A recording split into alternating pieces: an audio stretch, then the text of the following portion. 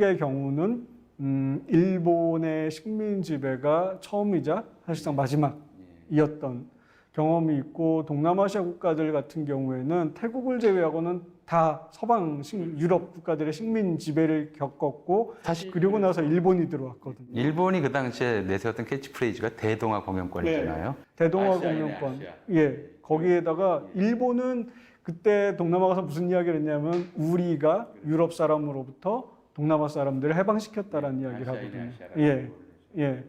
그게 그런 부분들이 좀 한국의 경험이랑 똑같은 선상에 놓고 비교하기는 어려웠고, 두 번째로는 전후에, 그러니까 2차 대전이 끝나고 1960년대, 사실 50년대 말부터 시작해가지고 일본이 동남아시아에 경제적으로 엄청나게 진출을 하거든요. 이미 중진국 대열에 올라온 말레이시아라든지 인도네시아, 태국 같은 나라들의 경제 성장은 거의 대부분 일본의 투자에 의해서 만들어졌거든요. 그래서 그런 점에서 한국의 일본에 대한 생각하고 또 동남아 국가들의 일본에 대한 생각이 좀 다른 측면들이 있죠. 그래서 이제 일각에서는 이제 문재인 대통령께서 신남방 정책을 이제 선언하신 건데요.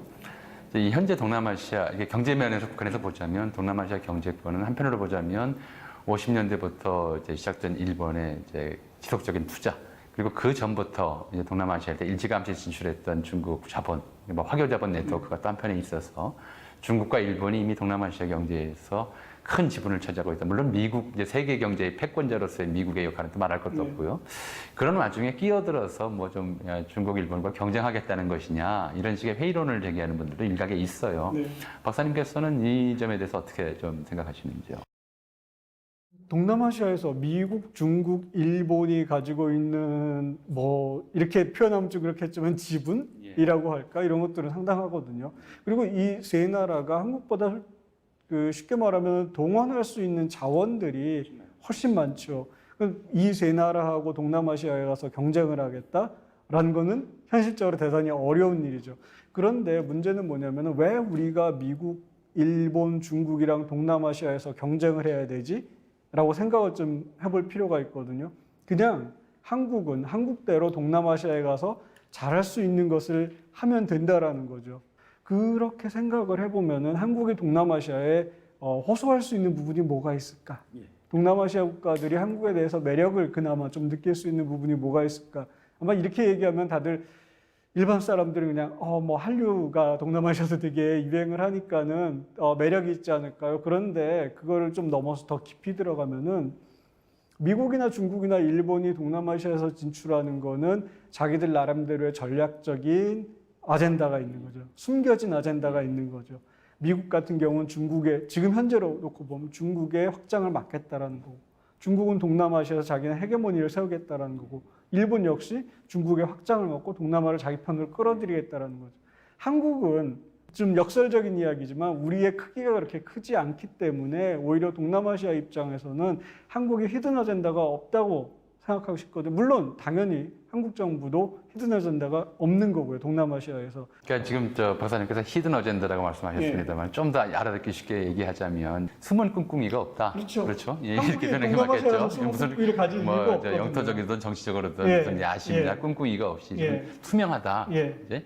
그냥 옆에 사는 친구로서 접근을 할 수 있다는 점이 좋은 거죠. 동남아시아 국가들이 가지고 있는 고민이 있으면 우리가 듣고, 우리의 고민도 동남아시아 국가들이랑 나누고 같이 힘을 합칠 수 있는, 어떻게 보면 좀 이상적으로 들릴 수도 있겠지만. 아닙니다. 저는 굉장히 좀 중요한 지적을 해주셨다고 보는데요. 그러니까 우리가 1870년 일본과 개항을 하고 나서 이제 그 유명하죠. 뭐 청나라에서 조선 책략을 통해서 미국과 가까워져라 얘기했는데, 왜 그랬냐면 미국이 우리한테 너무 멀기 때문에, 영토적으로 러시아는 바로 붙어 있어서 꿍꿍이가 있을 수 있는데 또 일본도 바로 가까이 있어서 꿍꿍이가 있는데, 미국은 너무 멀기 때문에 영토적 꿍꿍이를 야심을 품지 않을 것이다.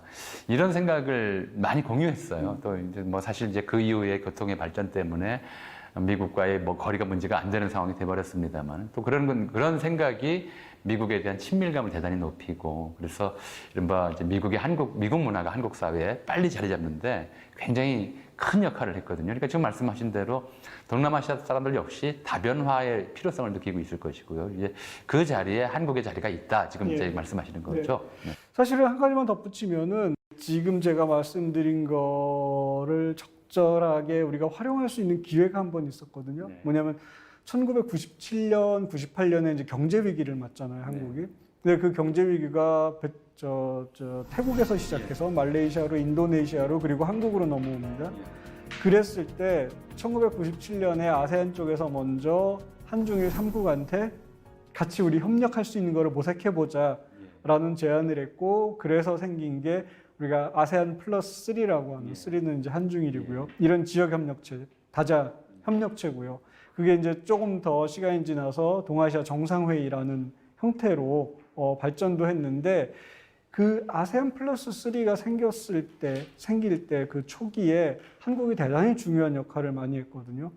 동아시아 연구 그룹을 제안하고 동아시아 비전 그룹을 제안하고, 그게 이제 김대중 정부 시절에 1년 전에 동아시아 비전 그룹을 제안을 해서 동아시아가 장래 어떻게 같이 협력해서 나갈 것인가 하는 중장기 계획을 세우자 할 때 이니셔티브를 취해온 저희로서는 상당히 보람을 느꼈습니다. 각국 수뇌들은 이것이 아주 성공적으로 되기를 신신당부하면서 김대중 정부에서 동남아시아에다 그런 아세안 국가들에게 제안을 했고, 아세안 국가들의 찬성을 얻어가지고 이제 그런 것들이 이루어졌고, 그런 것들이 아세안 플러스 3라는 지역 다자 협력체가 초기에 공고화되는데 상당히 큰 공헌을 했거든요. 아세안 국가들 입장에선 당시에도 마찬가지지만은 중국이나 일본 같은 나라들은 큰 나라들이고 부담스러운 나라들. 그에 비해서 한국은 그렇게 부담스럽지 않은 국가들, 협력할 수 있는 국가들이라고 본 거고, 그때 당시에 한국에 대한 기대가 상당히 컸습니다. 아세안이랑 힘을 합쳐가지고 동아시아 다자 협력을 한번 끌어가 보자.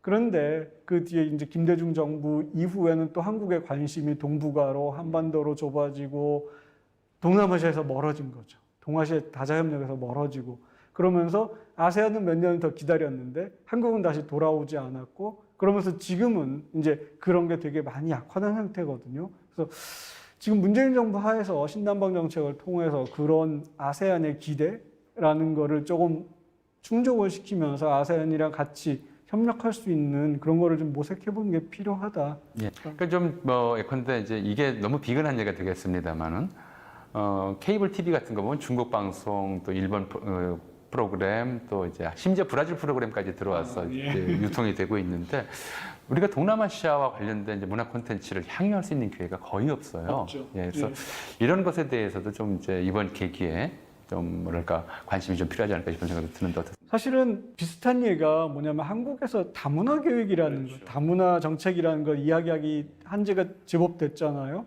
동남아, 중국에서 온 이민자들. 그게 이제 말은 다문화 정책인데 실제로는 한국에 들어 한국화 정책이에요. 이제 한국화 정책이라고 많은 비판을 받아왔죠. 그 사람들한테 한국 역사 가르치고 한국말 가르치고 한국의 문화는 이러니까 이렇게 따라야 한다라는 걸 가르치는데, 정작 한국 사회는 그 사람들은 어떻게 살아왔고 그 사람들의 언어는 무엇이고 풍습은 무엇인지에 관해서 전혀 관심이 없어요. 이해하려는 의지 자체가 없어 왔으니.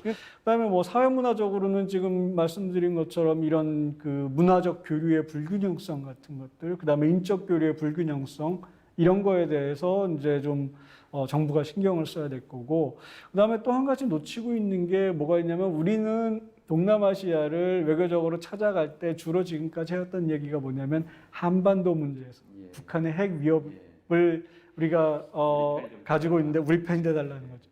그냥 밑도 끝도 없이 한국의 입장을 지지해달라는 거예요. 내가 다 알지 않느냐, 한국의 입장을 지지해달라고 이야기하는데, 정작 우리는 그들의 안보 문제에 대해서 얼마나 관심을 가졌었는가라는 거죠. 아시겠지만 인도네시아의, 그러니까 이것도 이제 안보 문제인데, 인도네시아의 그 지진, 화산, 그래서 수많은 사람들이 희생당하고 하는데, 이게 비전통 안보 문제에 속하는 거거든요. 이런 문제들, 그 다음에 남중국해에서 있는 영토 분쟁 문제들, 이런 거에 대해서 우리는 과연 얼마나 관심을 가지고 있어? 우리가 한반도 문제에 그들한테 관심을 가져달라고 요청할 수 있을 만큼 우리는 그들 문제에 관심을 가졌습니다. 독도는 우리 땅이라고 굉장히 많은 홍보를 하는데 막상 이제 그 지역에서 일어나고 있는 영토 분쟁에 대해서 아무도 관심을 안 갖고 있잖아요. 그렇죠. 그런 상태라면 뭐 그쪽에서 우리가 독도가 어디서든지 관심을 가질 이유가 없는 것인데. 예, 정확하게 맞습니다. 이 한반도 문제라는 거는 사실 강대국들이 충돌하는 문제이기도 한데, 동남아시아 국가 입장에서는 동남아시아 안보 문제에 관심도 없는, 도와주지 않는 한국의 한반도 문제에 굳이 끼어가지고 강대국들로부터 눈총을 받을 이유도 없고 관심을 보일 이유가 없는 거죠. 동남아 국가 입장에서는. 이제 쌍방관심의 좀 시대로 우리가 이행해야 한다 예. 이제 말씀이고요. 그게 필요하고.